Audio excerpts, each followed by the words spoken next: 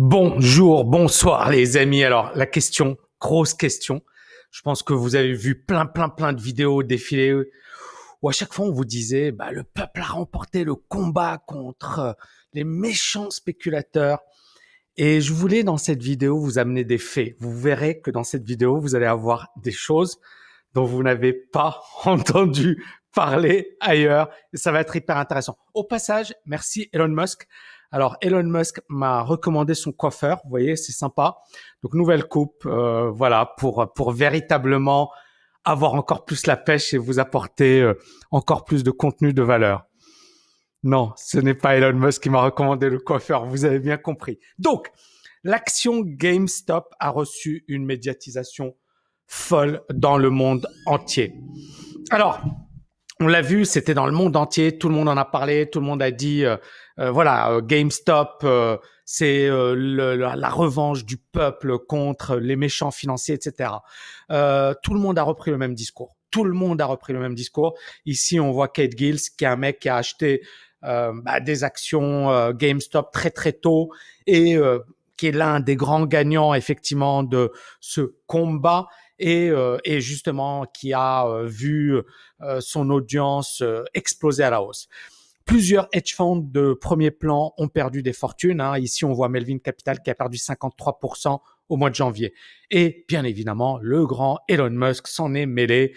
Et vous voyez ce qu'il a écrit sur son Twitter. Si GME atteint $1000, je mettrai GameStop, le logo de GameStop, on my next, sur ma prochaine fusée. Et je la lancerai dans l'espace. Alors, ça mérite une vraie vidéo à part entière. Pourquoi ? Parce que Monsieur Elon, et bien évidemment, vous avez bien compris la petite blague. C'est pas Elon Musk qui m'a conseillé son coiffeur, mais ce que j'ai envie de dire aux personnes qui me suivent, Elon Musk, je l'adore. Je trouve que c'est quelqu'un d'extraordinaire, mais je trouve qu'il est complètement à côté de la plaque quand il parle de bourse. Pourquoi ? Parce que ce qu'il dit influence les gens. Donc, quand tu vois un mec qui connaît rien à la bourse, qui lit Elon Musk en train de dire si GameStop atteint $1000, eh bien, je lancerai un truc, tout le monde va se dire waouh, je vais suivre Elon Musk.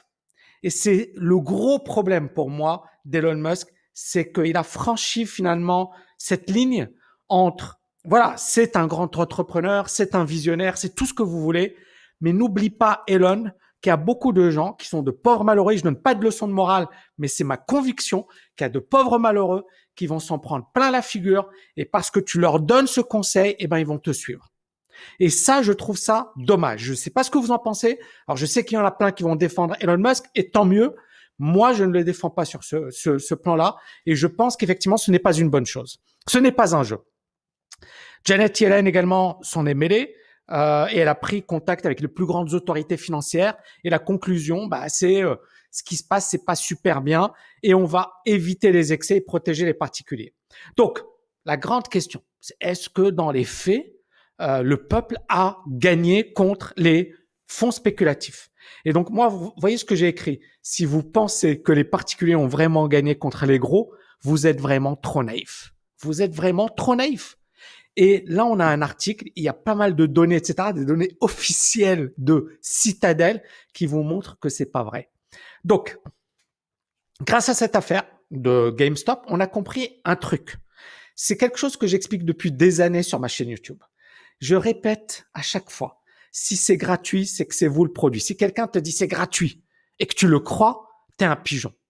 Et là, on l'a vu, Charles Schwab gagne 1,4 milliard. Robinhood gagne quasiment 700 millions. Grâce à quoi? Puisque c'est gratuit. Ils se font payer pour les ordres de leurs clients, les particuliers. Et donc, quand tu passes des transactions, Robinhood dit à Citadel, tiens, je te vends le flux. Et donc, c'est comme ça qu'ils gagnent des centaines de millions de dollars. Et beaucoup de gens ont compris que le trading gratuit n'existait pas. Et le problème ici, c'est que, entre guillemets, sous cette apparence de on démocratise la bourse, il y a beaucoup de particuliers qui sont rentrés en bourse. Il y a même eu une personne qui s'est suicidée, un petit jeune l'année dernière. J'avais fait une vidéo sur le sujet. Et des gens qui n'y connaissent rien et qui ont laissé des plumes. On a vu Hertz qui montait, qui s'effondrait. Et à chaque fois, c'est la même chose. C'est du pump and dump comme sur les cryptos. C'est-à-dire que vous avez des gens qui vont initier un mouvement et donc ils vont dire ouais, ça va monter, il faut acheter, il faut acheter. Les gens se disent waouh, je vais pas rater ce mouvement. Ils achètent, ça monte, ça monte, ça monte, ça monte. Et puis vous avez au dernier moment, les gens qui sont des novices, qui écoutent des gens comme Elon Musk ou des influenceurs et ils se disent waouh, je vais acheter et ils achètent au pire moment et ils se font plumer. Donc les acteurs sont payés par les plus gros hedge funds de fonds au monde. Donc ces courtiers comme Robinhood, comme Schwab, etc. Regardez ce qu'a payé Citadel, plus de 1 milliard. Susquehanna, également on est 700 millions, etc. Et Citadel, je vous l'avais montré, c'est le plus gros client de Robinhood. Donc en décembre 2020, d'ailleurs, Robinhood a déjà payé 65 millions de dollars d'amende pour mettre fin aux allégations de la SEC selon lesquelles Robinhood aurait trompé ses clients sur sa dépendance au paiement pour le flux d'ordre. C'est-à-dire que, en fait, Robinhood mettait en avant le fait que c'était gratuit, qu'il démocratisait, etc. Mais il ne disait pas, oui, mais on se fait payer par Citadel. Il ne le disait pas. Et donc, la SEC a dit, c'est pas sérieux ça. Ça manque de transparence. Mais comme les États-Unis, c'est un pays magnifique, il suffit de payer pour avoir gain de cause. Donc, c'est ce qu'ils ont fait. Ils ont payé 65 millions de dollars sans voilà, comment dirais-je, remettre en cause leur business model. Et les allégations de la SEC, c'était clair. C'était Robinhood aurait trompé ses clients sur sa dépendance au paiement pour le flux d'ordre et aurait vanté sa qualité d'exécution tout en exécutant des ordres de moindre qualité. Je vais traduire tout ça. Vous savez, quand vous passez des ordres, d'accord, généralement, il y a une qualité d'exécution. Si tu vas chez un bon courtier, tu vas bien te faire exécuter. Si tu vas chez un mauvais courtier, généralement, ton ordre, il va pas être bien exécuté.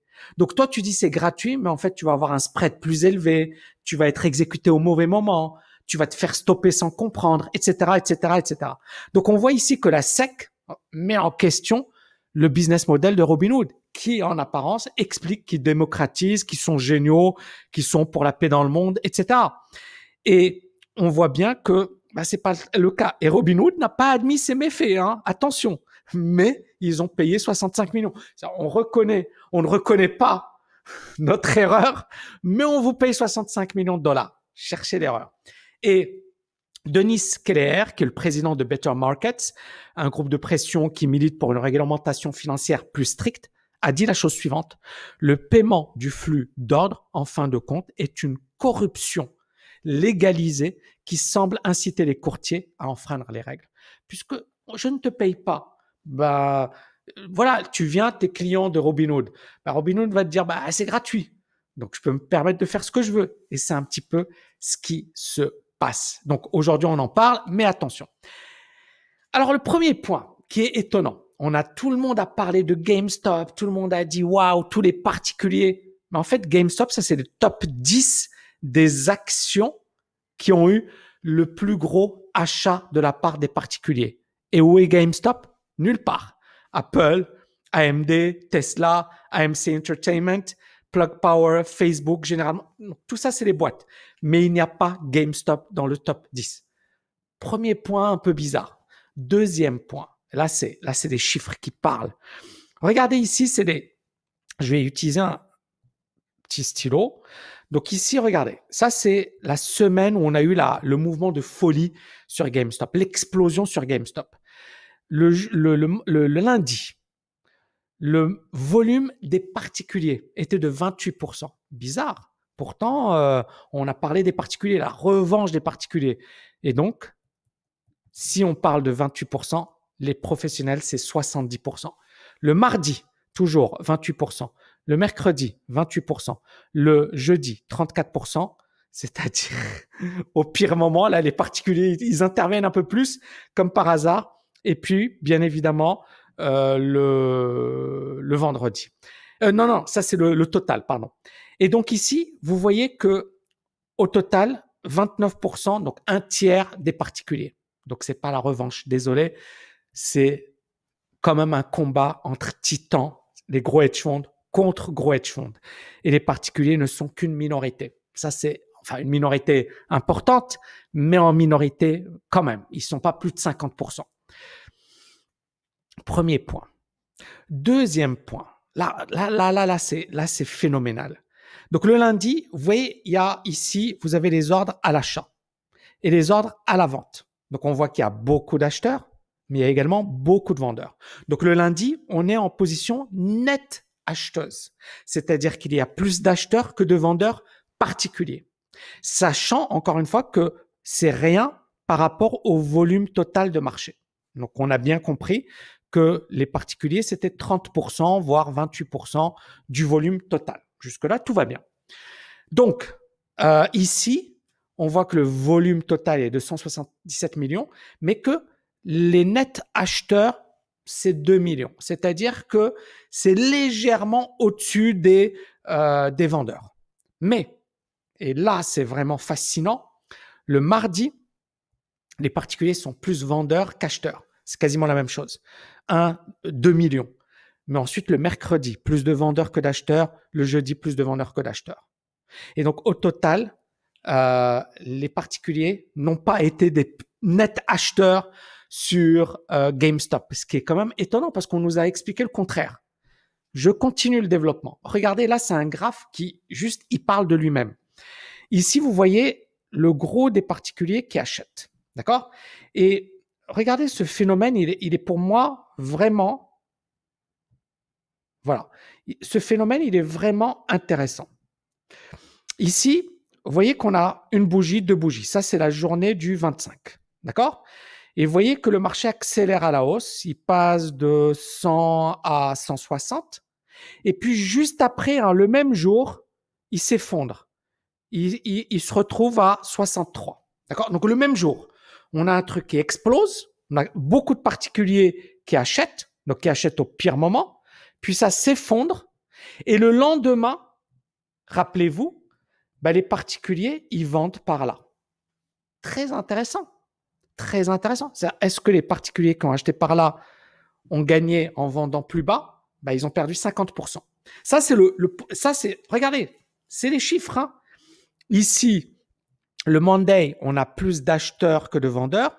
Et juste le lendemain, on se retrouve avec beaucoup plus de personnes qui vendent que de personnes qui achètent. Et des particuliers. On parle de particuliers, pas de professionnels. Ensuite, donc ça, c'est beaucoup de traders particuliers, pour moi, se sont ruinés ou ont perdu gros à cause de GameStop. Et regardez juste après. Là, donc ils sont net vendeurs, d'accord? Et puis ça. Et je suis convaincu que beaucoup de gens ont laissé des plumes dans cette affaire de GameStop. On a mis en avant les champions du monde. Tant mieux, je suis très content pour eux. On n'a pas parlé des gens qui ont tout perdu. Et je suis convaincu que la grande majorité des particuliers qui ne sont pas des pros, qui n'ont pas acheté très tôt, ont perdu gros sur l'affaire GameStop, malheureusement. Mais c'est pas ce que les médias nous ont présenté. Les médias nous ont dit, super, c'est la revanche. Non, il n'y a pas de revanche. Il faut arrêter d'être naïf. Donc, les gros fonds spéculatifs ont bien évidemment perdu, mais regardez, Citadel, 3%. Franchement, est-ce que c'est la défaite waouh, les pauvres? Non, celui qui a perdu le plus gros, c'est 53%, c'est Melvin Capital. D'accord? Mais Citadel, 3%, c'est de la rigolade. C'est-à-dire, il y a eu beaucoup de bruit, genre oui, défaite cinglante, ça y est, c'est fini, les particuliers ont repris la main, blablabli, blablabla. Ok, super. Citadel, 3%, ha ha ha. Ha ha ha. Greenlight Capital, 11%, etc. Mais personne n'en a parlé. On commence à en parler. Il y a des hedge funds qui ont gagné, par exemple, ce hedge fund, il a gagné 700 millions de dollars. Et vous voyez ici la liste des hedge funds qui ont gagné en achetant GameStop. Mais ça, encore une fois, ça fait pas la une des journaux. Ça fait pas genre, finalement, les particuliers n'étaient que 30%, d'accord? Et que, finalement, c'est des gros contre des gros. C'est des poids lourds contre des poids lourds. Que les particuliers, ils ont fait beaucoup de bruit. On a parlé de changer la finance, prendre sa revanche, blablabli, bla. Mais c'était du bruit, quoi. Et c'est ça ce qui est dingue. Et moi-même, j'étais très sceptique quand j'ai vu la situation. Premièrement, voilà, je suis pas né de la dernière pluie et je sais que oui, il y a des particuliers qui ont gagné, mais encore une fois, c'est le phénomène du pump and dump. Ceux qui ont gagné, ce sont ceux qui sont positionnés très tôt et ceux qui ont acheté par là, eh ben ils se sont fait arnaquer tout simplement. Et il y a cet article où il dit les milliardaires ne sont pas vos amis. Je suis d'accord. C'est-à-dire que moi, perso, avec cette vidéo, j'ai essayé de vous amener des faits. Je ne cherche pas à être cynique ni moqueur dans cette vidéo. Mais franchement, les gars qui me disent oui, maintenant on a montré qu'on est les plus forts et puis tu vois plein de vidéos et puis tu vois plein de gars la revanche du peuple contre la haute finance, ça me fait bien rire quoi. Ça me fait bien rire, c'est-à-dire c'est pas ça la revanche, hein, on est d'accord. Donc moi je pense qu'il faut arrêter avec les discours du genre la révolution, on va changer le système, etc. Franchement, si vous croyez à cette fable, vous serez déçus. Hein. Il y a beaucoup de Cubains, ils ont cru que Fidel Castro, il allait. Alors attention, hein, il y a des belles choses à Cuba, il y a des choses magnifiques, et c'est vrai que les États-Unis les ont. Voilà, on peut, voilà. Mais toujours est-il que les gars qui vous promettent la révolution et que tout va changer, et que tout va devenir meilleur, méfiez-vous de ces gars-là. Point. C'est ce que j'avais à dire. Je n'ai plus rien d'autre à dire. C'est bon. C'est ce que j'avais à dire. C'était mon message politique du jour. Donc, qui sont les vrais coupables de Wall Street? Ben, la banque centrale, hein, avec les taux d'intérêt extrêmement faibles. Le trading en ligne gratuit, ça a, entre guillemets, démocratisé. Mais est-ce que c'est vraiment profitable pour les particuliers? J'en sais rien. Et puis l'attitude casino des investisseurs et puis les groupes qui créent finalement cette situation où les gens pensent que voilà, ils vont gagner de l'argent facilement. Moi, je vous le dis et je le répète, le trading, c'est dangereux. Le trading, c'est pas un jeu et il faut être costaud. Certaines personnes vont gagner avec de la spéculation, l'immense majorité vont perdre. C'est comme le casino. Donc, à un certain moment, soit vous êtes vraiment costaud et vous le faites de manière pro, d'accord? Soit vous êtes un amateur et vous allez vous faire tondre et franchement, vous risquez de le payer au prix fort. Donc, arrêtez de rêver, de croire que voilà, il suffit d'aller sur des forums pour gagner plein d'argent. J'y crois pas personnellement. L'affaire GameStop ou la prise de Wall Street par les boursicoteurs du web, les fonds spéculatifs a provoqué la faillite de certains d'entre eux. Voilà, c'est le monde, hein, les amis. Hein, c'est le monde. Hein. Citadel 3%, d'accord? Dans le monde, peut-être qu'il y a eu la faillite. Même pas Melvin. Ils ont perdu 53%, mais c'est pas, ils sont pas en faillite. Hein, jusqu'à preuve du contraire, ils existent toujours, Melvin. Et si ça se trouve, à la fin de l'année, il sera positif.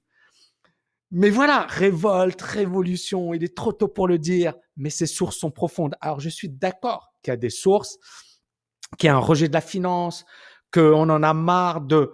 Mais rappelez-vous, cette phrase célèbre, le roi est mort, vive le roi. Croyez-moi, même Elon Musk a besoin de la finance. Et sans la finance, Elon Musk ne serait pas Elon Musk. Et c'est ça le paradoxe de l'histoire. Il serait pas l'homme le plus riche au monde si les gens n'avaient pas acheté comme des fous furieux son action. Son action et sa société étaient au bord de la faillite en 2017. Elon Musk voulait la vendre et il voulait se débarrasser de Tesla. C'est véridique. Et il l'a même dit. C'est ça ce que j'adore avec Elon Musk. Au moins, il le dit. Il voulait s'en débarrasser. C'est à tel point que, mais merci la bourse. Donc, le mec, il déteste. En fait, il fait genre, moi, je suis proche du peuple, etc.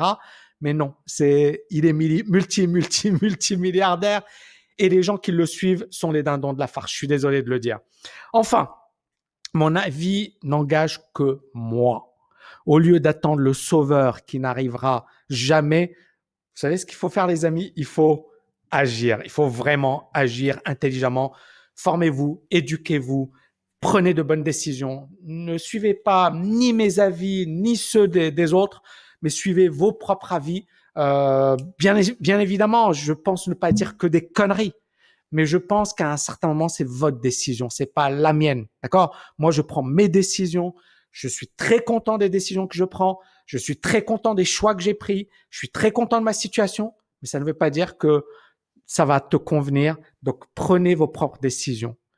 Il n'y a pas de sauveur, il n'arrivera jamais, focalisez-vous d'abord sur vous-même, les amis, et puis, encore une fois, voilà, j'espère que vous n'allez pas prendre pour certaines personnes négativement cette vidéo.